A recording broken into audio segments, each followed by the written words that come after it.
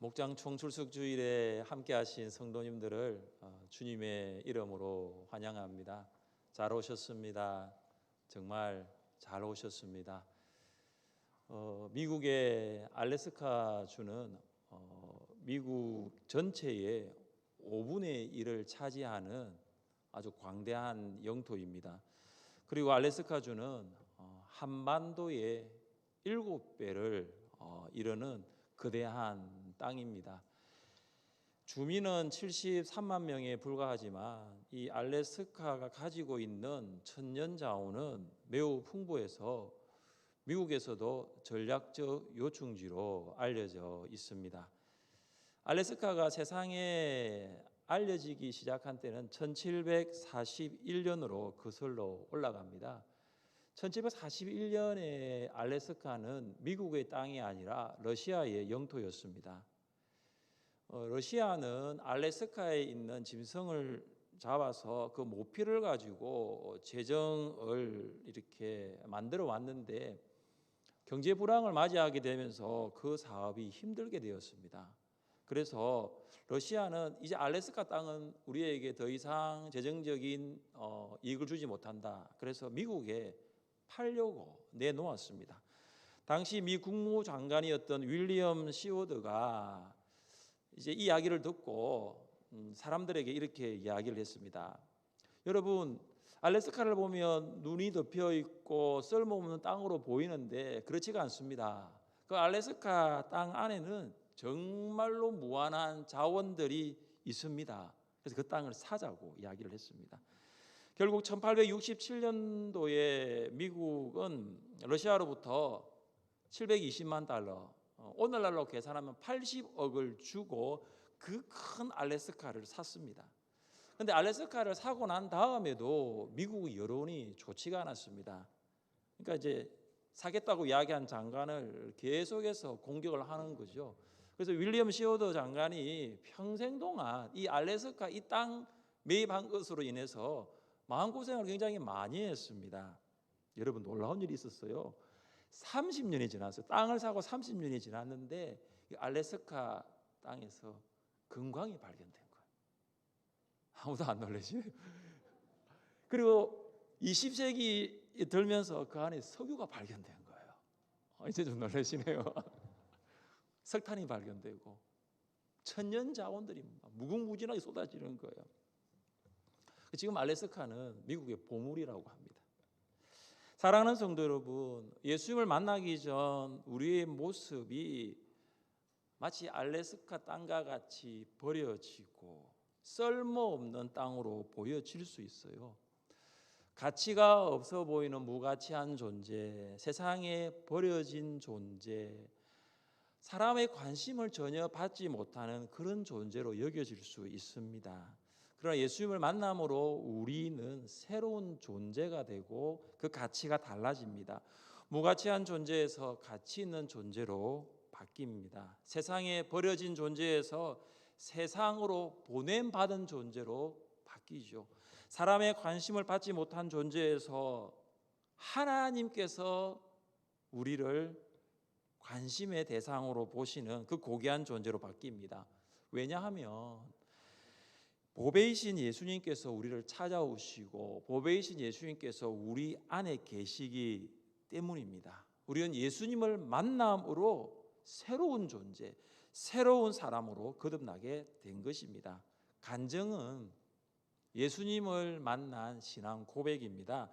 예수님을 만난 사람이라면 누구든지, 예수님을 만난 사람이라면 누구든 신앙을 고백하는 간증이 있을 것입니다. 간증이 없다라는 것은 반대로 이야기하면 아직 예수님을 만나지 않았다라고 볼 수 있는 것입니다. 사랑하는 성도 여러분, 예수님 만나셨습니까? 예수님을 만난 것을 고백하는 것이 간증인데 여러분, 간증을 해보신 적이 있으십니까? 대답이 조금 줄어들었어요, 그죠? 예수님을 만난 것은 아멘 하셨는데 예수님이 만난 것에 대해서 간증을 해보셨다라는 분은 조금 더 적은 것 같아요. 저는 예수님을 만나고 난 다음에 간증문을 적은 적이 있습니다. 만난 건 분명한데 그걸 글로 적은 거죠. 그리고 그것을 간증을 했습니다. 저의 간증 안에는 유명한 간증자들이 가지고 있는 극적인 체험은 없어요. 그런데 한 가지 분명한 것은 뭐냐 하면 제가 예수님을 분명히 만났다는 것입니다. 여러분 중에도 아마 간증을 해보지 않았다고 하시는 분들 중에 목사님 저도 그렇거든요. 극적인 체험이 없어가지고 저도 별 큰 내용이 없기 때문에 간증을 못했다라고 하실 수 있습니다. 극적인 체험이 없다 하여 예수님을 만나지 않았다고 말할 수는 없을 것입니다. 간증은 예수님을 만난 신앙 고백적인 이야기입니다. 그래서 이 간증을 나누면 사람의 마음을 문을 열고 또 그 마음을 감동시키는 힘이 이 간증에 있습니다. 여러분, 간증은 어떤 내용을 설명하는 게 아닙니다. 또 그 내용을 증명하는 방법도 아닙니다. 간증은 어떤 한 가지 내용을 분석적으로 이렇게 깊숙하게 심도 깊게 연구하는 것도 아닙니다. 논리적으로 말하는 것도 아닙니다. 간증은 예수님을 말하면 되는 거예요. 간증은 내가 만난 예수님, 우리가 만난 예수님을 전하면 되는 거죠. 간증은 세 가지의 요소로 이루어져 있습니다. 예수님을 만나기 전에 어떤 사람이었는가? 예수님을 어떻게 만나게 되었는가? 그리고 예수님을 만나서 어떤 사람이 되었는가? 이걸 요약하면 예수님을 믿기 전, 예수님을 믿게 된 과정, 그리고 예수님을 믿은 후의 변화로 요약할 수 있습니다. 이 시간 우리가 바울의 간증을 살펴봄으로써 예수님을 만난 신앙을 고백할 수 있기를, 그 신앙 고백을 함께 나눌 수 있기를 주님의 이름으로 축복합니다. 바울은 안토니아 요새로 들어가는 계단 위에 서서 예루살렘 유대인들에게 간증을 시작합니다. 바울이 히브리 말로 간증을 하자 성난 유대인들이 감정을 잠시 누그러뜨리고 바울의 말에 집중을 합니다. 먼저 바울은 예수님을 믿기 전에 자신의 모습을 소개합니다. 예수님을 믿기 전 바울은 어떤 사람이었습니까? 바울은 예수님을 만나기 전, 믿기 전 어떤 사람인가를 아주 진실하게 말하였습니다. 진실성, 이 진실성은 간증에 있어서 매우 중요한 요소입니다.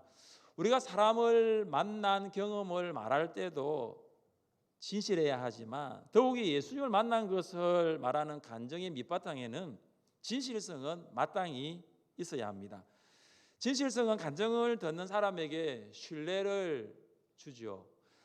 진실성은 간증자와 이 듣는 사람을 연결하는 고리 역할을 해서 간증에 더욱 집중할 수 있도록 만듭니다. 예루살렘 유대인들이 바울의 간증에 집중하고 있을 때 바울이 자신을 이렇게 말합니다. 나는 유대인입니다. 바울은 예루살렘 유대인들과 한 형제다, 동질감을 가지고 있다라는 것을 먼저 말합니다. 유대교의 적대감을 갖고 있지 않다라는 것입니다. 바울은 길리기아 다소에서 출생하였지만 이 성 예루살렘에서 성장하였음을 밝힙니다. 그리고 바울은 가말리엘에게서 율법을 배웠다고 하였습니다. 여러분, 가말리엘은 당대 최고의 랍비인데 그 가말리엘로부터 율법을 배웠다는 것은 바울이 율법에 대한 상당한 식견을 가지고 있다는 것을 말하고 있는 것입니다.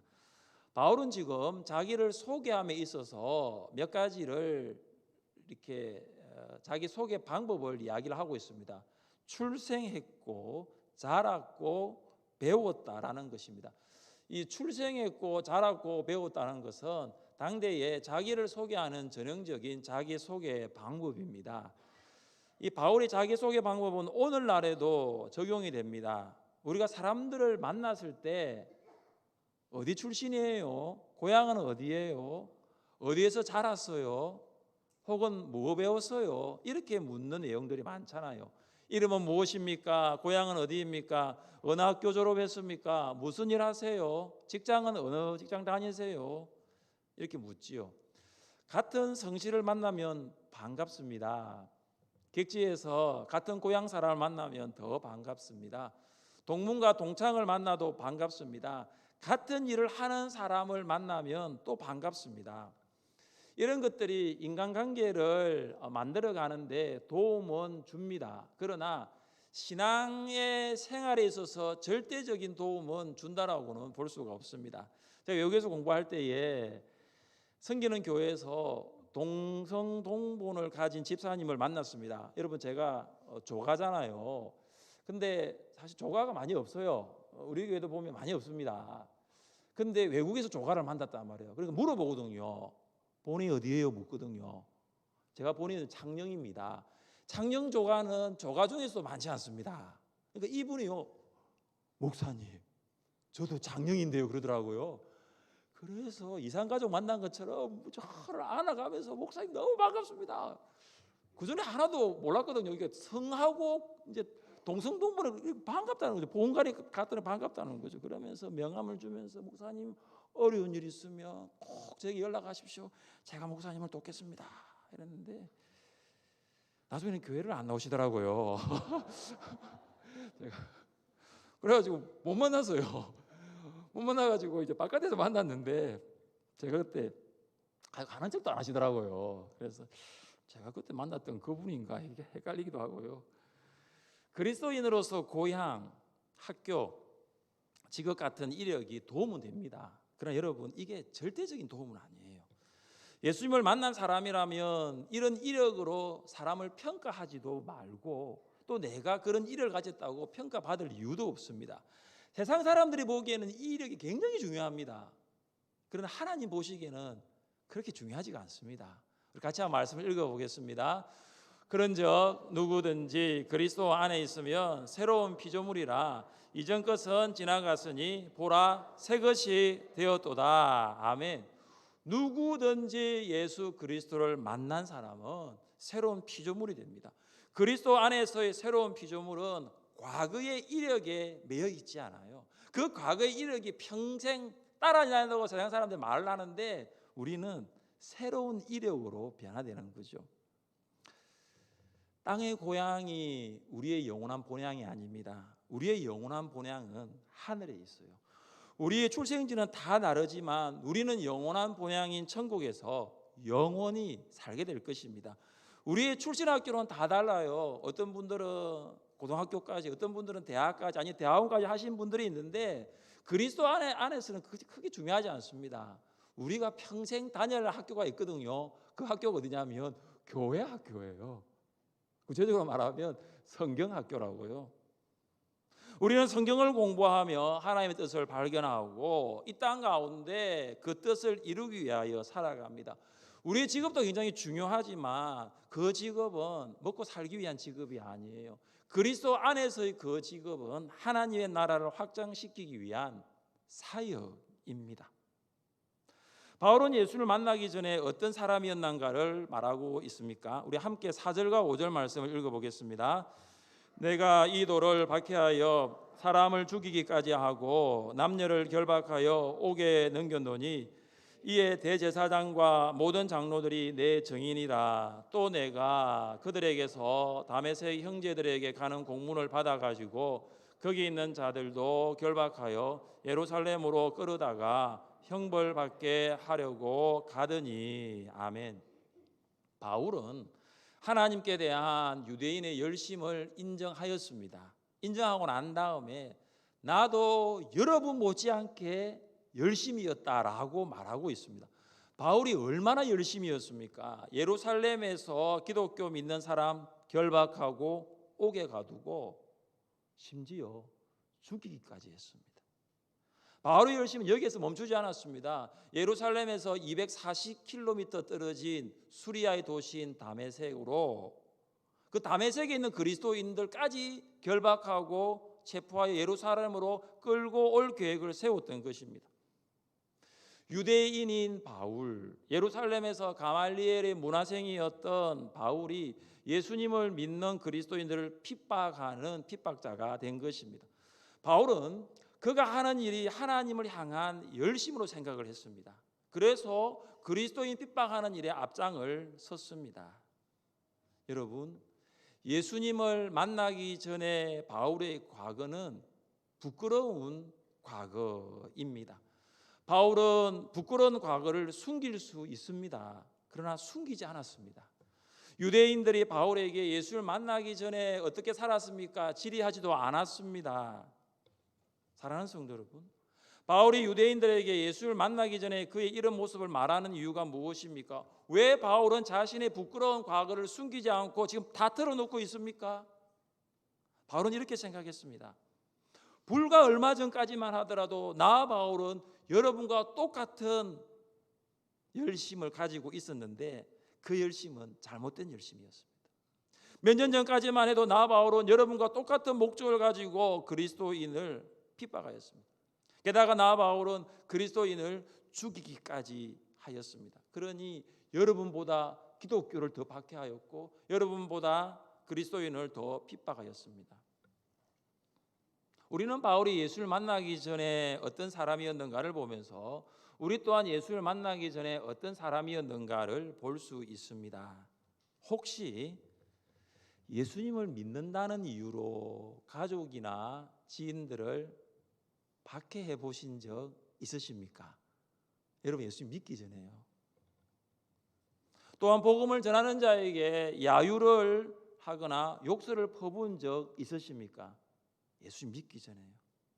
바울과 같이 적극적으로 핍박하지 않는다 할지라도 복음에 대하여 무관심했거나 혹시 냉담하게 아무런 관심 없이 살지는 않았습니까? 반기독교적인 사고방식에 만족해야 하며 살았던 적은 있습니까? 이제 바울은 예수님을 믿게 된 과정을 소개합니다. 바울은 자신이 어떻게 예수님을 만나게 되었는가를 말합니다. 바울이 기독교와 그리스도인들을 핍박하는 강도가 점점 강해져 정점에 다다랐을 때 예수님께서 그를 만나기 위하여 찾아오셨습니다. 바울은 예수님께서 그를 만나러 오신 시간, 장소를 유대인들에게 말하였습니다. 시간은 정오 12시이고 장소는 다메섹에 거의 도착하기 전이었다라고 합니다. 바울은 갑자기 하늘로부터 큰 빛이 비치는 것을 보았습니다. 그 빛은 정오의 태양 강선보다도 더 강한 빛이었습니다. 바울은 큰 빛의 광채로 인하여 눈이 멀게 되었고 바닥에 엎드려 일어날 수가 없었습니다. 빛이 바울을 집중적으로 비추었습니다. 바울과 동행하는 일행은 빛은 보았지만 바울처럼 눈이 멀지는 않았습니다. 큰 빛에 의해 땅바닥에 엎드려진 바울에게 소리가 들렸습니다. 사울아, 사울아, 왜 나를 박해하느냐? 바울은 자신의 이름을 두 번씩이나 부르는 음성을 들었습니다. 그런데 이 음성은 그와 동행한 일행의 음성은 아니었습니다. 지금까지 한 번도 들어본 적이 없는 음성이었습니다. 그때 갑자기 두려움이 바울에게 몰려왔습니다. 자신의 이름이 두 번씩이나 불릴 뿐 아니라 그 다음 내가 왜 나를 박해하느냐라는 음성을 들었기 때문입니다. 바울은 두려웠습니다. 이런 생각을 하였을 것입니다. 당신은 누구십니까? 내 이름을 알고 두 번씩이나 부르십니까? 나는 당신을 박해한 적이 없는데 왜 당신은 나를 박해하였다고 하십니까? 바울은 이해되지 않았습니다. 바울은 예수님을 믿는 사람을 박해했을 뿐인데 왜 이 음성은 나를 박해하느냐고 바울은 두려웠을 것입니다. 그때 바울은 물었습니다. 주님, 누구시니까? Who are you, Lord? 주님, 누구시니까? 바울은 그 음성을 듣고 누구십니까? 라고 물은 것이 아니라 주님, 당신은 누구십니까? 라고 물었습니다. 바울은 이 음성의 주인이 주님으로 알았습니다. 바울은 하늘로부터 들려오는 이 음성의 주인이 부활하신 예수님임을 알았던 것입니다. 곧이어 하늘에서 들린 음성은 바울의 심장을 꽂는 것과 같았습니다. 나는 내가 박해하는 나사렛 예수라. 바울은 누구보다 예수님을 주와 그리스도로 믿고 고백하는 사람들을 핍박했습니다. 십자가에 비참하게 죽은 예수님을 믿는 그리스도인들이 이해되지 않았어요. 그들은 핍박을 받아 감옥에 들어가고 그들이 핍박을 받아 어려운 일을 당해도 원망하지 않는 거예요. 오히려 기도하였습니다. 불평하지 않고 오히려 찬송하는 것을 보았습니다. 그런데 이제 이 바울이 그런 그리스도인들이 이해가 되기 시작합니다. 예수님 때문에 매를 맞고 핍박을 받아도 찬송하고 기도하는 그리스도인들이 이해가 되는 거예요. 예수님 때문에 생계 위협을 받고 유대인 공동체에서 추방당하는 그리스도인이 이해되기 시작하는 거죠. 왜 그럴까요? 나사렛 예수님이 바울의 주와 그리스도가 되시기 때문입니다. 나사렛 예수님이 바울의 메시아가 되시기 때문입니다. 그런 그리스도인들을 핍박했던 바울에게 나사렛 예수님께서 찾아오신 것입니다. 안토니아 요새로 들어가던 계단 위에서 바울은 예루살렘 유대인들을 향하여 다메섹으로 가는 길에서 내가 나사렛 예수님을 만났다라고 간증하고 있는 것입니다. 바울의 간증을 듣는 유대인들은 정신이 멍해졌을 거예요. 가슴이 먹먹해졌을 거예요. 유대인들은 바울이 만난 예수님을 들었을 때 심장이 멎는 듯한 느낌을 받았을 거예요. 왜냐면요, 유대인들이 십자가에 못 박으라고 외쳤던 예수님이 바로 주님이시기 때문입니다. 그들이 십자가에 못 박은 예수님이 바로 하나님의 아들 메시아이시기 때문입니다. 내가 박해하는 나사렛 예수라라는 음성을 들은 바울은 지난날의 시간들이 주마등처럼 지나갔을 것입니다. 그는 하나님의 일을 한다고 열심으로 살아왔습니다. 근데 그 일의 결국이 무엇입니까? 나사렛 예수님을 박해하는 일이었습니다. 바울은 하나님을 기쁘시게 하는 일을 한다라고 열심히 살아왔는데 그것은 결코 하나님을 기쁘시게 하는 일이 아니었습니다. 지금까지 해왔던 일이 너무나 잘못되었다는 것을 그때 알았던 것입니다. 그리고 앞으로 하려고 했던 일 또한 잘못된 일이라는 것을 인식하게 된 것입니다. 바울의 인생은 방향을 잃어버리고 바다 위에 떠다니는 배와 같은 인생이 되어버렸습니다. 나침반을 잃어버리고 깊은 산에 조난당한 산악인과 같은 인생이 되어버렸어요. 고장난 내비게이션이 장착된 자동차를 운전하는 운전자와 같아 버렸던 거예요. 더 이상 앞으로 나갈 수 없는 거죠. 방향을 잃어버렸어요. 사랑하는 성도 여러분, 우리도 바울과 같이 지금까지 열심히 살아왔는데 어느 한순간 내가 무엇을 위해서 이렇게 열심히 살아왔는가라는 후회를 해보신 적이 있으세요? 그런 회의가 밀려왔던 적이 있으세요?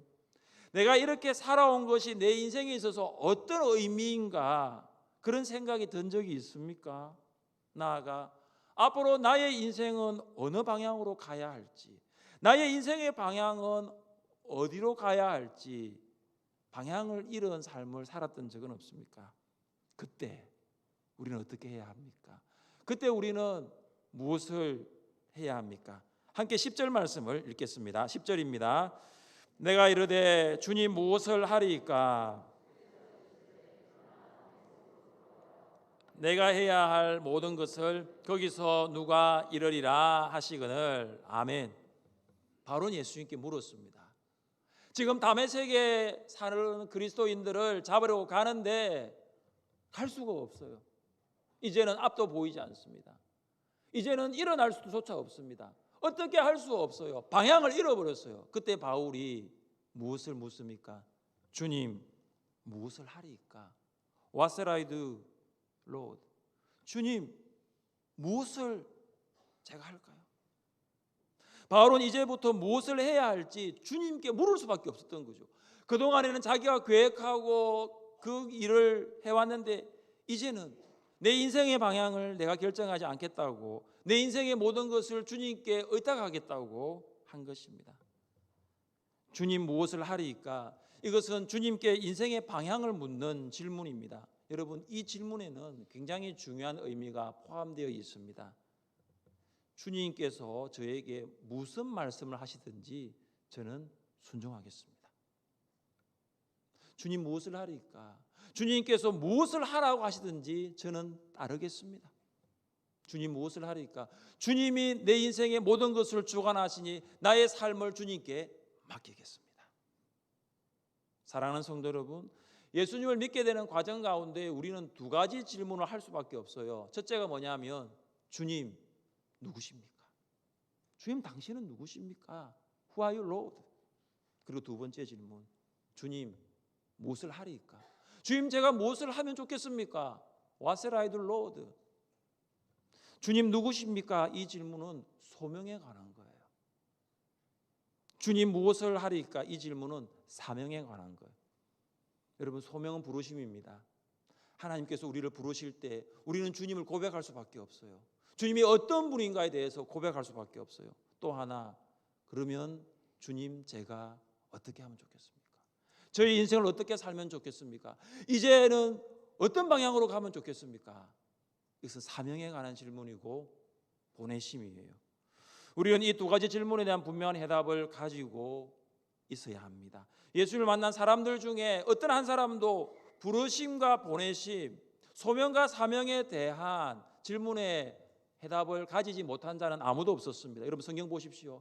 하나님께서 호렙산 떨기나무 불꽃 가운데 모세를 부르셨어요. 그리고 모세에게 사명을 주십니다. 애굽으로 보내십니다. 모세를 부르신 하나님께서 모세를 보내시는 거예요. 예수님께서 갈릴리 호숫가에서 베드로를 부르십니다. 고기를 낚는 어부인 베드로를 부르십니다. 그 다음 베드로에게 보내십니다. 고기 낚는 어부가 아니라 사람 낚는 어부로 살라고 베드로를 보내십니다. 예수님을 만나게 되는 시간과 장소는 다 다릅니다. 그러나 우리 안에는 이 두 가지가 분명합니다. 하나님께서 나를 부르셨다. 부르신 나를 하나님께서 보내셨다라는 거죠. 예수님께서 우리를 세상으로 부르시고 세상으로부터 부르시고 부르신 세상으로 다시 보내시는 줄 믿으시기를 바랍니다.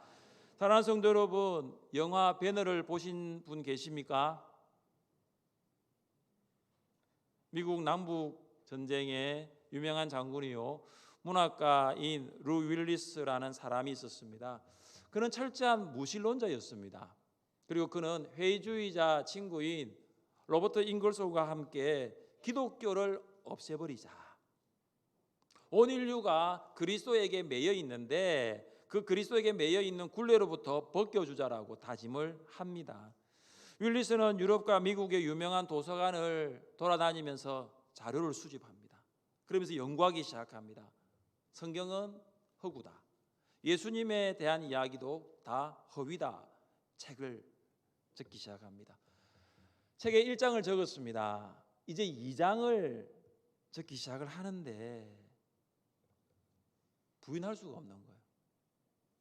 연구하고 연구하면 할수록 책의 내용을 써내려가면 써내려갈수록 이거는 부인할 수가 없는 거예요. 그래서 루 윌리스가 무릎을 꿇고 나의 주 나의 하나님, 예수님은 나의 주 나의 하나님이라고 부르짖게 되었습니다. 예수님의 신성에 대해서 부인할 수가 없는 것입니다. 그가 주님을 만나게 됩니다. 그리고 2주 후에 그가 배너를 씁니다.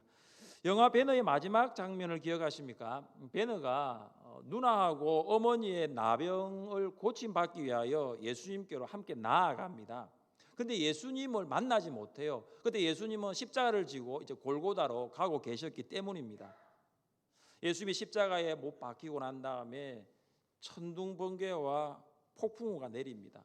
그래서 베너와 누이와 엄마가 이제 이렇게 함께 있는데 그때 번개 불빛이 비쳐가지고 어머니와 누나의 나병이 낫게 됩니다. 그래서 감격의 눈물을 흘리면서 예수님을 찬양하는 것으로 끝납니다. 영화입니다. 성경에 없어요. 무슨 성경에 없던데요. 배너는 안 보이던데요. 영화입니다. 3시간짜리 영화입니다. 보시면 됩니다. 루 윌리스, 기독교를 영원히 없애버릴 책을 쓰려고 하였지만 결국 그는 예수님을 만나게 되었습니다. 예수님이 나의 주 나의 하나님이심을 고백하게 된 거예요. 예수님은 지금도 살아계십니다. 예수님은 우리의 주와 그리스도가 되기를 원하십니다. 사랑하는 성도 여러분, 예수님 만나셨습니까? 예수님을 주와 그리스도로 고백하십니까? 예수님을 만나 여러분의 믿음을 고백하는, 간증하는 삶을 살아갈 수 있기를 주님의 이름으로 축복합니다.